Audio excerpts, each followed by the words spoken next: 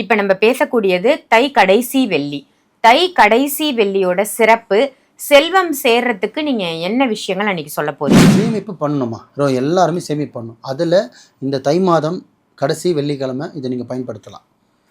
எதுக்காக இதை சொல்லிட்டு இதை சொல்கிறேன்னா, இவ்வளோ கடன் சுமையும் இவ்வளோ தேவைகளை சேர்த்து வைக்கிற பழக்கம் உங்களுக்கு வரணும்னு நினச்சிங்கன்னா, இது இந்த தை மாதத்தில் நீங்கள் இந்த கடைசி வெள்ளிக்கிழமை ஆரம்பிச்சிங்கன்னா 100% ரிசல்ட் கொடுக்கும் உங்களுக்கு. எப்படின்னா, ரொம்ப தை மாதம் கடைசியில் நீங்கள் ஆரம்பிக்கிற விஷயத்த இன்னொன்று கேட்கலாம் பை, நான் இப்போ தை மாதம் கழிச்சு தான் இந்த வீடியோ பார்க்குறேன் பை, நான் பண்ணலாமான்னு கேட்டால் பண்ணலாம்.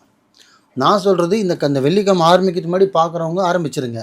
இது முடிச்சுட்டும் ஆரம்பிக்கலாம். இதுக்கு தை மாதம் தான் கணக்குன்னு கிடையாது. ஆனால் இதில் ஆரம்பித்தா கொஞ்சம் நல்லா இருக்கும். செஞ்சு நீங்கள் காசு சேரணும், கையில் நிற்கணும்னு வச்சிங்கன்னா இந்த சொன்ன அனைத்தும் ஃபாலோ பண்ணுங்கள். நல்லதே நினைங்க, நல்லதே செய்யுங்க, நல்லதே நடக்கும் இன்ஷா அல்லாஹ்.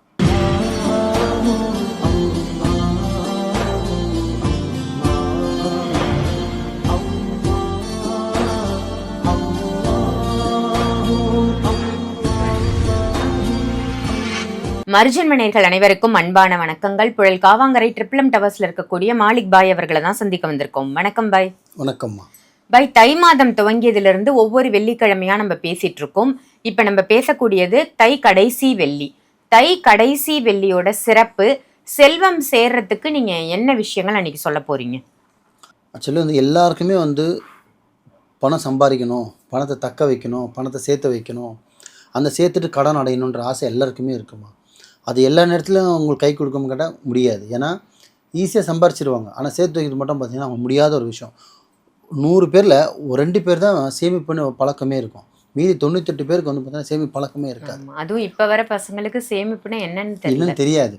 ஆனால் யார் ஒருவன் சம்பாதிக்கிற காசை நீங்கள் சேமிப்பு பண்ணி வச்சு தக்க வச்சு அதை கரெக்டாக பயன்படுத்துகிறீங்களோ அவன் தான் கிங்கு மாதிரி நிற்பான். ஏன்னா இந்த பழக்கத்தை பார்த்திங்கன்னா யாரும் பிறக்கும் போதே சொல்லிக் கொடுக்குறது கிடையாது. நம்ம நடைமுறையில் எப்படி இருக்குன்னு சொல்லிட்டு எது தெரிஞ்சுக்கணும், எது சேமிப்பான எப்படி வருதுக்கணும்னு நம்ம தெரிஞ்சுக்கணும். ஒன்றும் இல்லை, ஒரு எக்ஸாம்பிள், ஒரு வண்டிக்கு பெட்ரோல் போகிறோன்னு வச்சுக்கலாம். ஒரு பைக்குக்கு இன்றைக்கி 200 போட்டுட்டோம், ஒரு 150 ரூபாய்க்கு வண்டி ஓட்டிட்டோம்னா மீதி 50 ரூபா பெட்ரோல் இருக்குன்னா நாளைக்கு திருப்பி என்ன பண்ணணும், 150 ரூபா பெட்ரோல் போடக்கூடாது, 200 பெட்ரோல் தான் நீங்கள் போடணும்.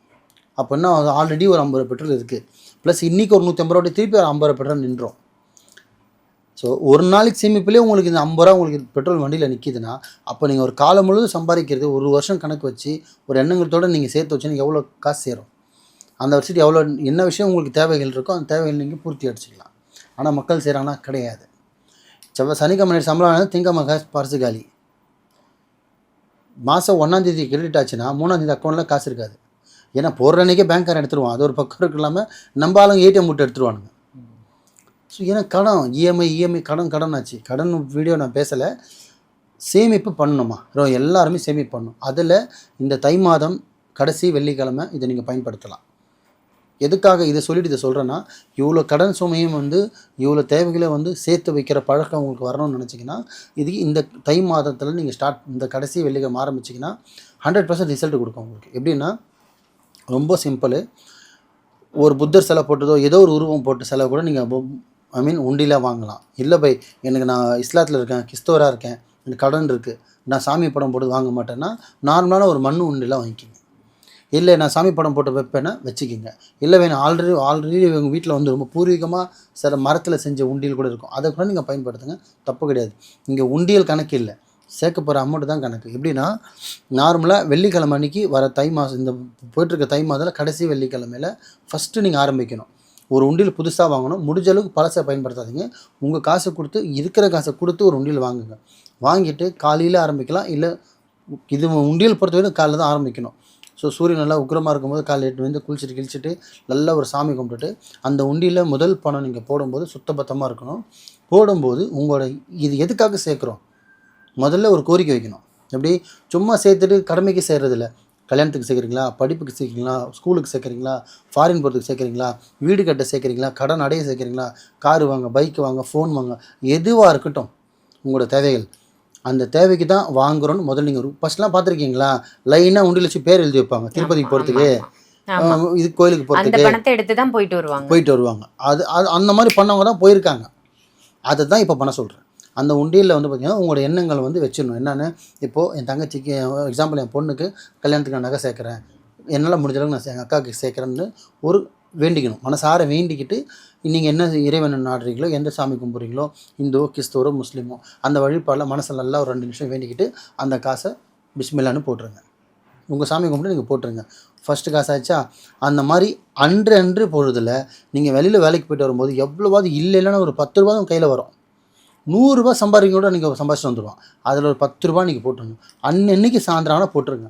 ஃபஸ்ட் டைம் தான் காலையில் ஆரம்பிக்க சொல்கிறேன். அதுக்கப்புறம் உங்களுக்கு எப்பப்போலாம் டைம் கிடைக்குதோ அப்பப்போலாம் நீங்கள் காசு போட்டுக்கிட்டே வாங்க. தை மாதம் கடைசியில் நீங்கள் ஆரம்பிக்கிற விஷயத்த வந்து இன்னொன்று கேட்கலாம் பை, நான் இப்போ தை மாதம் கழிச்சு தான் இந்த வீடியோ பார்க்குறேன் பை, நான் பண்ணலாமான்னு கேட்டால் பண்ணலாம். நான் சொல்கிறது இந்த வெள்ளிக்கிழமை ஆரம்பிக்கிறதுக்கு முன்னாடி பார்க்குறவங்க ஆரம்பிச்சிருங்க. இது முடிச்சுட்டும் ஆரம்பிக்கலாம். இதுக்கு தை மாதம் தான் கணக்குன்னு கிடையாது. ஆனால் இதில் ஆரம்பித்தா கொஞ்சம் நல்லாயிருக்கும்னு தான் சொல்ல வரேன். அதே மாதிரி நீங்கள் உண்டியலில் காசு சேர்க்க ஆரம்பிக்கிறது வெள்ளிக்கிழமை மட்டும் ஞாபகம் வச்சுக்கோங்க. எப்படி? எந்த வெள்ளிக்கிழமை வேணா இருக்கலாம், எந்த வெள்ளிக்கிழமை இருக்கட்டும். இப்போ தை மிஸ் பண்ணிட்டீங்கன்னா எந்த நாளாலும் சரி சேமிப்புன்னு ஆரம்பித்தா வெள்ளிக்கிழமை தான் ஆரம்பிக்கணும். ஏன்னா அதான் செல்வத்தை குறிக்கும். கல்யாணத்துக்காக, வண்டிக்காக, கடனுக்காகவும் எதுக்காக எந்த நீங்கள் கோரிக்கை வைக்கலாம் அந்த கோரிக்கையை வச்சுட்டு காசை சேர்க்கணும். உங்களுக்கு வசதி இருக்குது பை, நான் 1 வருஷம் சேர்க்குறேன்னா சேர்த்துக்குங்க. இல்லை பை 3 மாதம் சேர்க்கணும். ஆனால் இல்லைனாலும் ஒரு 90 நாள் மேலேயாவது உண்டியில் காசு சேர்க்கணும் அதிகபட்சம். எப்படி? 90 டேஸ் 90 டேஸாவது சேர்க்கணும். அந்த 90 டேஸ் எக்ஸாம்பிள் 10 ரூபா போடுறீங்க, 90 நாளைக்கு 90 ரூபா ஆயிடுச்சு, 900 ரூபா ஆச்சுன்னா அந்த 900 எடுத்து பார்த்தீங்கன்னா அதில் ஒரு பங்காவது அட்லீஸ்ட் அதுலேருந்து 100 ரூபாவது கோயிலுள்ள போய் நீங்கள் போட்டுடணும். நீங்கள் எந்த வழிபாடு பண்ணுறீங்களோ அந்த வழிபாடு பண்ணிட்டு போங்க. அந்த 900 ரூபாயில் 100 ரூபாய் எடுத்து இது வந்து சேர்த்த இறைவனுக்காக நன்றி. எப்படி? சேர்த்த இறைவனுக்காக நன்றி, இந்த காசுக்கு நன்றின்னு சொல்லிவிட்டு அந்த காசு எடுத்து போய் 100 ரூபா எந்த கோயில் உங்களுக்கு விருப்பப்படுதோ அந்த உண்டியலில் போட்டு மீதி 800 ரூபா உங்கள் சேமிப்பு பணமாக நீங்கள் வச்சுக்கலாம். அது நான் சொன்னது 10 ரூபா போட்டு 900 ரூபா சேர்ந்தா, நீங்கள் 100 ரூபா போட்டு 3 மாதம் போட்டிங்கன்னா 9000 ரூபா ஆகுது. 1000 ரூபா போட்டு 90 நாள் ஈஸின்னா 90,000 ரூபா ஆகுது. ஸோ எங்கே வருது போன கணக்கு? அப்போது நீங்கள் 1 ரூபா சேர்த்தாலே 90 நாளைக்கு பார்த்தீங்கன்னா அது 90 ரூபா ஆகிடுது உங்கள் கைக்கு. எவ்வளோ நீங்கள் சேமிப்பு பழக்கம் வைக்கிறீங்களோ அந்த பழக்கத்தை உங்கள் பசங்களுக்கு சொல்லிக் கொடுக்கணும். பசங்க நீங்கள் சொல்லிக் கொடுக்குற 1 2 கற்றுக்குறாங்களே, கற்றுக்குறாங்களே, பைக் ஓட்ட கற்றுக்குறாங்களே, ஃபோன் கேம் ஆட கற்றுக்குறாங்களே, சேமிப்பு பண்ண ஏன் கற்றுத்தர மாட்டீங்க?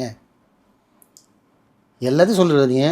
ஹாய் சொல்ல தரீங்க, ஷேக்கிங் சொல்லி தரீங்க, சாப்பிட சொல்லி தான் பார்த்தோன்னா ஹாய் சொல்ல சலாம் சொல்லித்தரோம், வணக்கம் சொல்லித்தரோம், எல்லாமே சொல்லித்தரோம்ல. சேமிப்பு பண்ண ஏன் சொல்லித்தர மாட்டோம்? அதை சொல்லி கொடுங்க. விதைக்கணும், நீங்கள் தான் விதைக்கணும். நீங்கள் சம்பாரித்து வச்சது உங்கள் பையன் ஆடுறது இங்கே பெரிய விஷயம் கிடையாது. உங்கள் பையன் என்ன செய்ய போகிறான்? நீங்கள் என்ன சொல்லி கொடுக்குறீங்க? ரெஸ்பான்ஸ் கொடுக்குறீங்களா? இது படிக்கணும், இது செய்யணும், வண்டி ஓட்டணும், கார் ஓட்டணும், பைக் ஓட்டணும், ஃபோன் ஒன்று. அப்போ சேமிப்பு மட்டும் சொல்லி தரதில்லை. ஆமாவா இல்லை? கண்டிப்பாக சொல்லி தரதில்லை. அதை சொல்லிக் கொடுங்க. அதுவும் நிறைய பேருக்கு இப்போ சேமிப்புன்றதே என்னன்னு தெரியாமல் அதை சொல்லிக் கொடுங்க. சேமிப்பு சொல்லிக் கொடுங்க. அந்த சேமிப்பு சொல்லிக் கொடுத்து அவன் முன்னாடி செய்யுங்க. அப்போ அதை அவன் செய்வான். அப்போ அவன் கடன்காரனாக இருக்க மாட்டான். இருக்கிறத வச்சுட்டு அவள் எப்படி தக்க வைக்கணும், எப்படி சேர்த்து வைக்கணும்னு யூஸ் பண்ணுவான். ஸோ இந்த காசு இது இப்போ நான் சொன்னது சின்ன அமௌண்ட்டாக சொல்லியிருக்கேன். இது உங்களோட செலவுகளுக்கு உங்களுக்கு எவ்வளோ சேர்த்து வைக்க முடியுமோ சேர்த்து வச்சு அதிகபட்சம் 90 நாளுக்கு அப்புறம் தாண்டணும். அதுலேருந்து எவ்வளோ சேருதோ அதுலேருந்து ஒரு கொஞ்சம் காசாக எடுத்து திருப்பி நீங்கள் அந்த தெய்வத்துக்கு நன்றி சொல்லி அந்த தெய்வத்தை ஆரம்பிச்சுட்டு திருப்பி எடுக்கும்போது உண்டியை காலி பண்ணாமல் திருப்பி அதில் ஒரு 10 ரூபா 100 ரூபா போட்டு வச்சுட்டு திருப்பி நீங்கள் 90 நாளைக்கு ஆரம்பிக்கணும். அப்படியே இல்லை பை நான் 1 வருஷம் சேர்த்து வைக்கிற மாதிரி சந்தோஷம். ஸோ ஆரம்பிக்கிறது பார்த்திங்கன்னா இந்த தை மாதம் கடைசி வெள்ளிக்கிழமை சொல்லியிருக்கேன். இப்போ இந்த வெள்ளிக்கிழமையிலாம் நீ எந்த வெள்ளிக்கிழமையோட ஆரம்பிக்கலாம்.